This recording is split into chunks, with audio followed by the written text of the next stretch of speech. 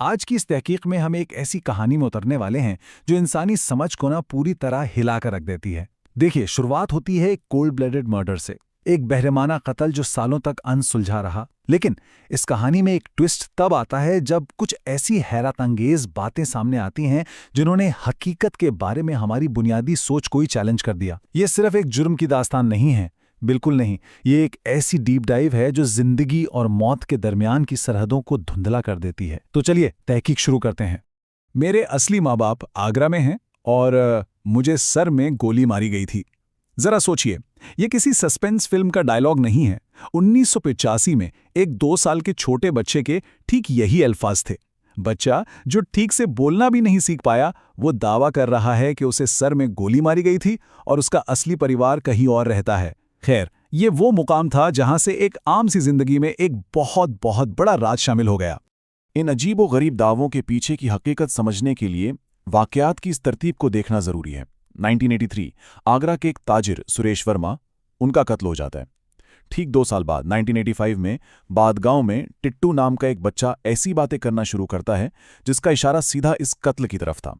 और फिर 1988 में आकर इन दावों की बाकायदा तहकीक शुरू होती है। एक जिंदगी के खत्म होने और दूसरी के शुरू होने के दरमियान जो ये वक्त का अजीब सा कनेक्शन है ना, ये वाकई सोचने पर मजबूर कर देता है। अब देखिए, टिट्टू ने सिर्फ हवा में तीर नहीं चलाए थे। बात यहां तक थी कि उसने अपना नाम सुरेश वर्मा बताया, अपनी बीवी और बच्चों के नाम बताए, रोमू और सोमू। यहां तक कि आगरा के सदर बाजार में अपनी दुकान सुरेश रेडियोज तक का जिक्र किया।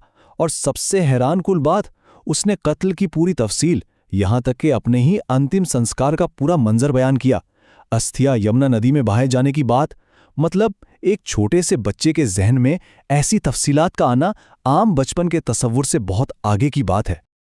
और कहानी यहां से मजीद अजीब हो जाती है। बच्चा सिर्फ बातें नहीं कर रहा था, बल्कि उसका बर्ताव पूरी तरह बदल चुका था। पैदाइश एक आम से गांव में हुई, लेकिन रवैया किसी अमीर शख्स जैसा। वो अपने माँ बाप के कपड़ों का मजाक उड़ाता, कहता कि मेरी बीवी तो 2-2 हज़ार की साड़ियां पहनती है। यहां तक कि असल में उसने अपना एक छोटा सा सूटकेस पैक करके अपने बंगलो वापस जाने की कोशिश भी की। पैदल या बस में सफर करने से साफ इनकार, क्योंकि भाई उसे तो सिर्फ अपनी कार में घूमने की आदत थी।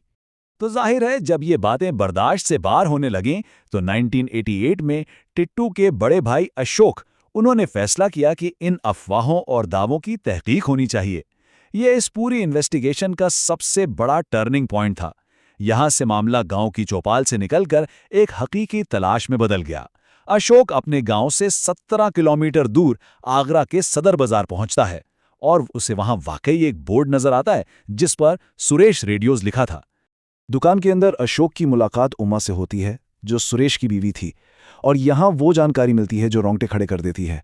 उमा ने 1983 के मर्डर केस के जो हकायक बताए, वो टीटू की बातों से हूबहू मिलते थे। सुरेश वर्मा को 28 अगस्त 1983 की शाम सफ़ेद फियाट कार में घर के बाहर गोली मारी गई थी।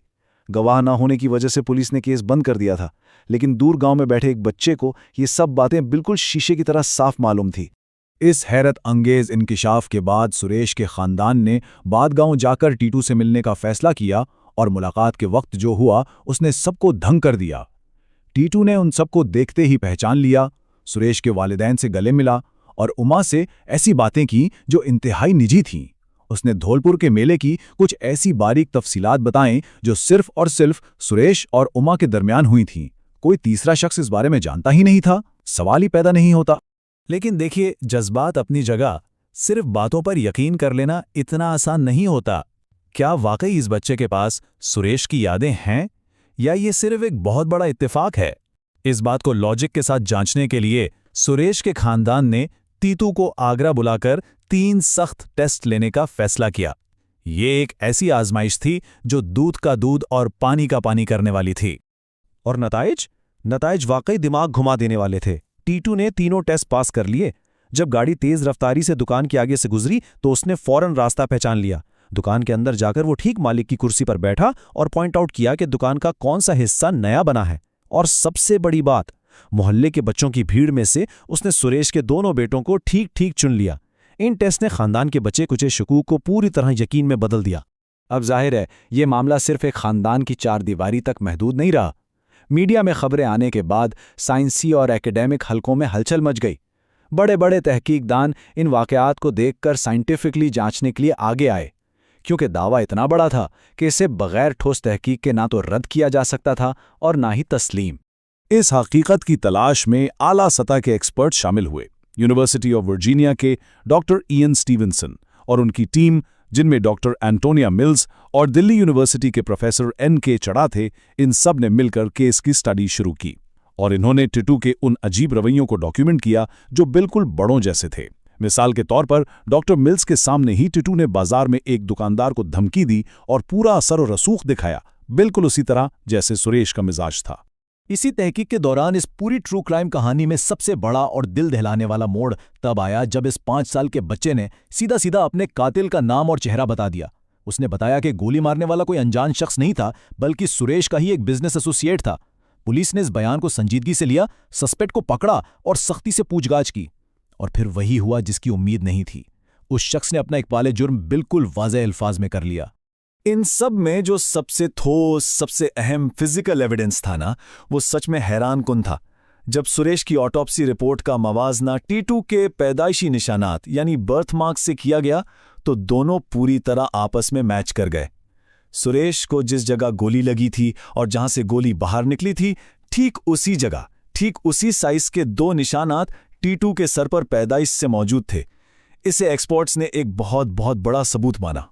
इन सब हक़ाइक़, सबूतों और इकबाले जुर्म के सामने आने के बाद ये मामला अदालत पहुंचा और आगरा कोर्ट ने इन तमाम साइंसी रिपोर्ट्स और कातिल के कन्फेशन को तस्लीम करते हुए मुजरिमों को सज़ा सुनाई। इस तरह 1983 का वो कोल्ड केस, जो सालों पहले गवाह ना होने की बिना पर बंद कर दिया गया था, एक बच्चे की यादों और बाकायदा तहकीक के जरिए बिल्कुल हल हो गया। ये अपनी नौइयत का एक तारीखी और सच में एक मुनफरिद तरीन लीगल प्रेसिडेंट था। इस पूरी कहानी का अंजाम वाकई बहुत जज्बाती रहा। सुरेश के खानदान और टिट्टू के वालिदैन दोनों ने बड़ी समझदारी दिखाई। टिट्टू अपने गांव में ही रहा ताकि किसी भी परिवार का दिल ना टूटे। वो 2 अलग अलग जिंदगियों की यादें संभाले बड़ा हुआ। आज उस बच्चे का असली नाम तोरण सिंह है। वो एक बेहतरीन और कामयाब जिंदगी गुजार रहा है और बनारस हिंदू यूनिवर्सिटी यानी BHU में असिस्टेंट प्रोफेसर है। तो इन तमाम सबूतों, इन साइंसी तहकीकात और कोर्ट के फैसलों को देखने के बाद एक बहुत बड़ा सवाल जहन में उभरता है।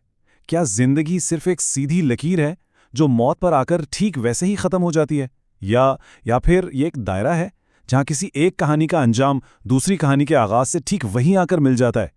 ये वो सवाल है जिस पर गौर करना इंसानी दिमाग को हकीकत नए सिरे से देखने पर मजबूर कर देता है। आज की इस तहकीक में बस इतना ही।